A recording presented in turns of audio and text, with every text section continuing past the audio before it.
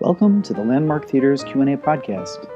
In this podcast, you will hear a discussion with director Morgan Neville and musician Kojiro Umezaki from the film The Music of Strangers, Yoyo Ma and the Silk Road Ensemble, as well as a special performance by Kojiro Umezaki of the traditional Japanese piece Lullaby from Itsuki, recorded at the Landmark West LA.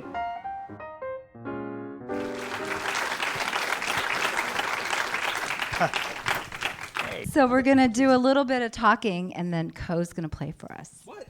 Yes. What? Yes. Did you bring your instrument? Where is it? No. Does anybody have a shakuhachi?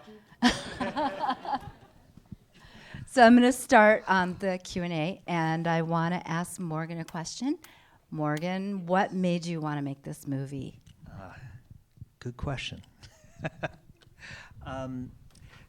So, I've been making films for quite a while and making films about culture.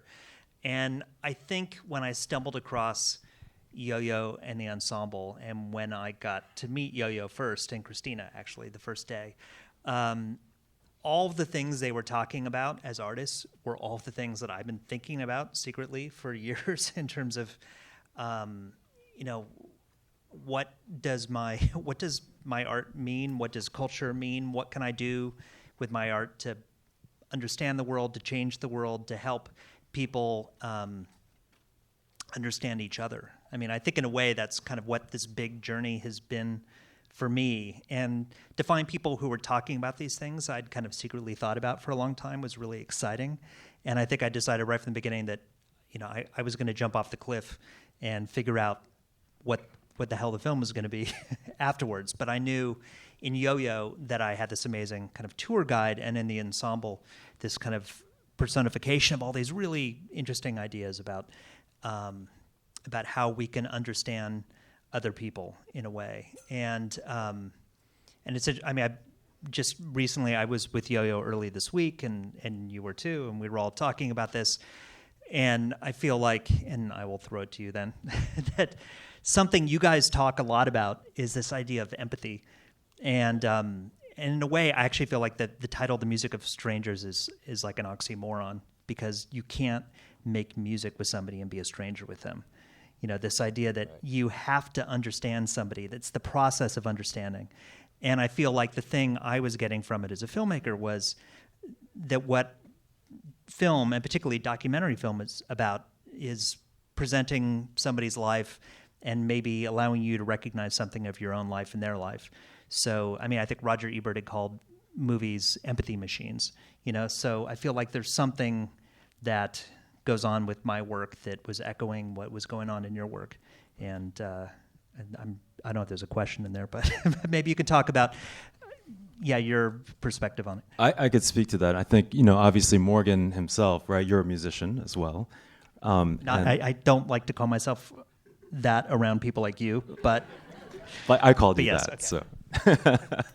So, and so I think what I find in your movies that I've watched, that there's a lot of motion, yes, right? Movement, I think, within the camera work, which I think is intentional.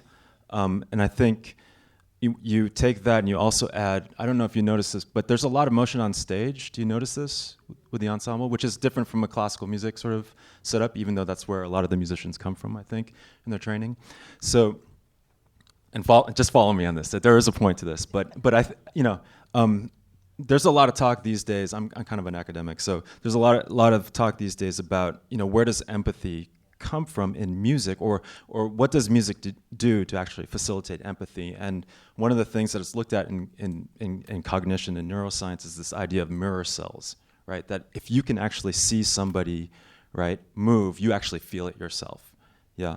And when you listen to music, even recordings, right, you can actually kind of extract the gesture and the physicality of what's going on behind it, and therefore you establish some kind of sense of empathy. So music is a real great vehicle, I think, for creating empathy. But this motion that you capture, that you add to the film, plus what we do physically, it's the physical motion that we see on stage is a necessary part, I think, of how to get to that sort of element. I love you, just in the closing credits, there's the clip of you and Christina just having this amazing tete-a-tete over Ascending Bird is the name of that piece, which is one of my favorite pieces.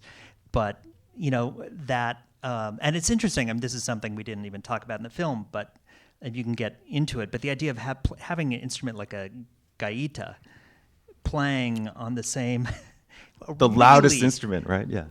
God, it's a loud instrument. It's meant for playing across the moors or across the plains of Galicia. Matched with your instrument, shakuhachi, which is tiny, a little wind flute, Japanese flute instrument. That's never been done, and in part it's just through the kind of process you guys have come up with to figure out how to take these things that were never meant to go together and make them actually blend in some way. Maybe you can just talk about that a little bit in terms of kind of musically how you make these disparate pieces actually harmonize. Right. I mean, one thing, this might be really mundane, but one thing that we have to acknowledge is that for the last 100 years, we've had this great technology, right? Electronic technology that allows us to kind of normalize, I think, dynamic levels across instruments, which is, so we, it doesn't, you don't think about it too much, but I think when we're, the possibility of actually hearing each other on a large stage as a result of having this technology is a real key factor, I think. And then I go back, I'm being redundant, but I think what we do a lot is to try to add physicality to what we do. And Yoyo, obviously that's, it's been what he's been doing for years and years and years as well, I think. And so maybe I'll ask you one question before we turn to the audience. But when you first heard, maybe tell me about when you first heard about the Silk Road project and what your thinking was about what the hell it is these guys are doing. Were they madmen or and mad women, or was it something that you instantly kind of connected to? Yeah. Wow. I was living in Montreal. I got a call, say, hey, do you want to play a piece for shakuhachi and cello? And by the way, the cellist is someone, and I was like, okay.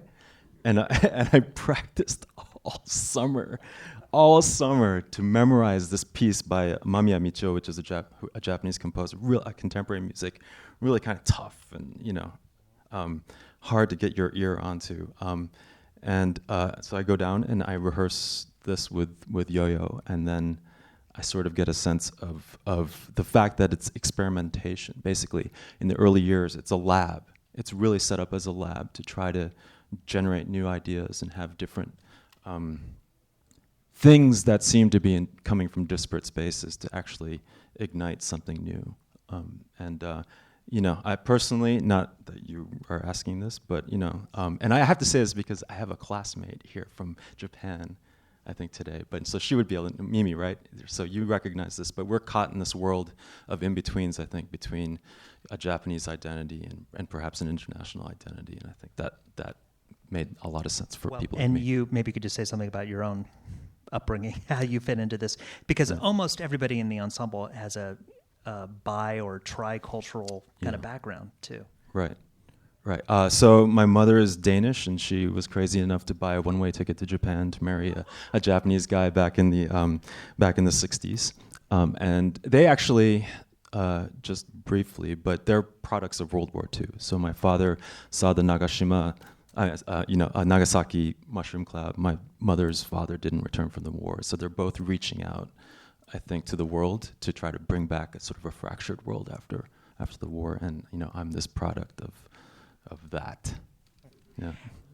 And I will say, Ko actually teaches at UC Irvine, and I spent time filming with your classes and hanging out. And you tore down the drop ceilings like crazy with lighting and stuff. Yeah, yeah. And Ko I love Ko, and he's such a great thinker about these things. And I think, just to anticipate a question, that I filmed with a number of people in the ensemble who I didn't feature as characters in the film, and I seem to remember coming to you at some point and saying, Ko, I have good news and bad news. The bad news is you're not one of the major characters in the film, but the good news is that's because you have such a happy life. So true. UC Irvine, thank you. Right? Yeah. Not a lot of dramatic tension in Irvine. Okay. Actually, and somebody who was on that shoot is back there too. I think Willie, right? You're back there. You were there. Yeah. That's great. Yeah. So, and for me, this was such a kind of, like I said, a stepping off of a cliff. And I think actually I remember I met Yoyo on a Tuesday night in February of 2012 that he called me Wednesday morning and said, hey, I want you to meet everybody else in the ensemble. We're going on tour. Can you meet us on Saturday? And I said, great. Where are you guys going to be? And he said, Hong Kong. Yeah. Right. Said, okay, let me check on the visa. I'll expedite it. And I made the plane, and I flew down, and I met you on Hong Kong. Then we hopped on a bus and drove into mainland China. And I remember being at the border on the way to Guangzhou. Yeah. It was like 96 hours after I met Yoyo, just wondering what the hell I was doing on the far side of the world at the Chinese border on a bus. But that was part of that experience of kind of opening yourself up to something and letting yourself find out where it's going to take you. I mean, it's interesting for me. I mean, so much of what drives my choices is curiosity, and it's interesting how much of what drives your choices and Yo-Yo's choices and the ensemble's choices is really curiosity and kind of reaching out to try and understand things better. Yeah. So.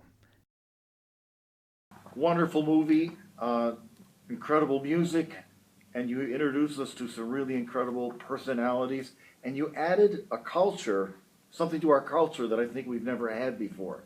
And I really thank you for that. And I want to ask, how are these pieces composed? Mm-hmm. Let's say someone writes a concert, and you write all the parts, Oh, who writes these pieces? How do they develop? Right. If I break it down into categories, I think there are commissioned works by composers who are like-minded, I would say, in terms of just several in the film, like several Tandun in the film, and Osvaldo. Yeah. Tandun's music, right? Jalin's music was in there a little bit. Osvaldo Goliath, I think they share a similar kind of mindset when it comes to thinking about how do these different kinds of musical cultures come together. So there's that. So a composer that we've commissioned. Some of them come from, for example, Colin Jacobson, who did Ascending Bird, who took a Persian folk melody that was on a small little flute, like a bone flute, and now arranged it eventually for the entire ensemble. And that's the piece over the closing credits, and he's a member of the ensemble. Yes. He's one of the violin players. Violin players and a great composer. So there's folk music arranged by an ensemble member or somebody else that gets transformed into a version like this. There are other internally composed works as well. So somebody in the ensemble would compose a work for the other ensemble members. And there are other pieces like we don't even go into the backstory, but there's that piece where Wu Tong, the Chinese sheng player, there's the scene where they're in a classroom in China, and he and Yo-Yo do this 2-man piece that he had arranged, which is Yo-Yo doing a Bach piece, and Wu Tong taking this very traditional Taiwanese folk song and mashing it on top of the Bach piece. Yeah. And that's what you hear in that classroom scene where they're doing it together and he sings, and I think that's so, that's the essence of what this whole idea is. I wanted to ask you, at the very end, when that little girl playing the piano, was that Yo-Yo Ma's daughter? No, Yo-Yo Ma's daughter is 30. Yeah. So, I was with Yo-Yo, and that was in Guangzhou, actually. We'd gone back to Guangzhou on tour with him, and we were backstage before the show, and somebody said, oh, there's this, prodigy who's come to meet you, and the conductor had brought her, and we went running down the hallway, and we went in the door, and that's what we found, and we've just filmed it. So it was just one of these. Yeah, he was, and, he was so proud, is what you said, and he was, I mean, he's, and we both spent so much time with him, but he's exactly what his son Nicholas says in the film, that he's so open-hearted, and that he is not one of those people just kind of opens up on stage like a blossom. Like, he's that way from the moment at least the moment I see him, till the moment he, falls asleep in the back of the restaurant booth or whatever, that he has a tremendous amount of energy. And to him, last week I was talking to him about it, and he said, he kind of learned early on that the best way for him to combat fear and anxiety or criticism or anything else was to really kind of imbue himself with this sense of kind of love and passion and mission for what he was doing, so that there was no space for fear. And I think that's very much kind of what drives him. Who was that dancer that did the song? Yeah, his name's Lil Buck. And Lil Buck, he is a Memphis juke dancer. He's amazing. I think he's actually moved to LA. He lives in Koreatown. He's incredible. And I think, he pops up like he was dancing with Madonna somewhere. Yeah. But he's just this incredible kind of mixture of natural balletic ability and street hip hop dance. He did that cross-cultural thing amazingly well. Yeah, and I think you guys met him through Damien? Yeah, Damien Witzel, who was New York City ballet dancer and somebody who was part of the President's Committee on the Arts and the Humanities as well. Yeah, and who's worked with you guys. And there's a whole bunch of other stuff, because you guys have done a ton of work with them, and you guys have, I know you've spent a lot of time with the President's Commission going into schools and going out to Indian reservations and all kinds of amazing things that will have to be for another film. But thank you. So now we are getting the cue that Koa, it is your time to play us a little bit of music, is that okay? Please. Yeah. Yeah? All right. Give me a second here. I'll just explain this while I'm setting up. Can you hear me? Yeah. Okay. So I just wanted to play this piece, if it's okay. I think in the film, the theme of home comes up over and over and over again, and home, I think we all realize, is a very complicated, can be complicated and very interesting in terms of its multidimensional qualities. I want to play a piece that is kind of related to home on a number of levels. It's going to get louder very soon. Hold on. How's that? Good. It's a folk tune from Japan. It's from my father's region, Kumamoto, which was in the news not so long ago. There was a series of pretty bad earthquakes there. And this is a lullaby, so I hope to put you to sleep, from Itsuki village in the mountains of Kumamoto Prefecture. And it's a common story, universal story, about a young woman who is coming from a family of not so many means, having to work for a family of great means, and she is so incredibly happy and grateful that she's been given food and clothing. And while she's holding the baby, nurse as a governess, she's also very young, she herself, and all she can think about is to go home. So.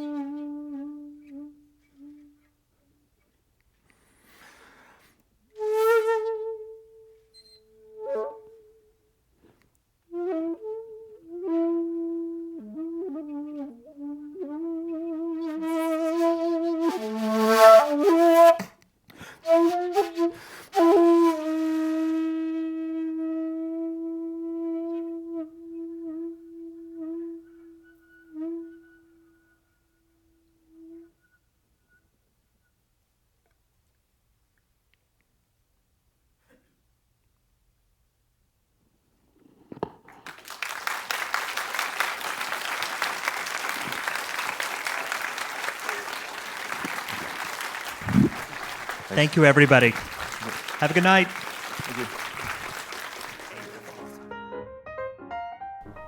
Thank you for watching Landmark Theater's Q&A podcast. Feel free to check out our other videos, and don't forget to subscribe. Thanks again for watching.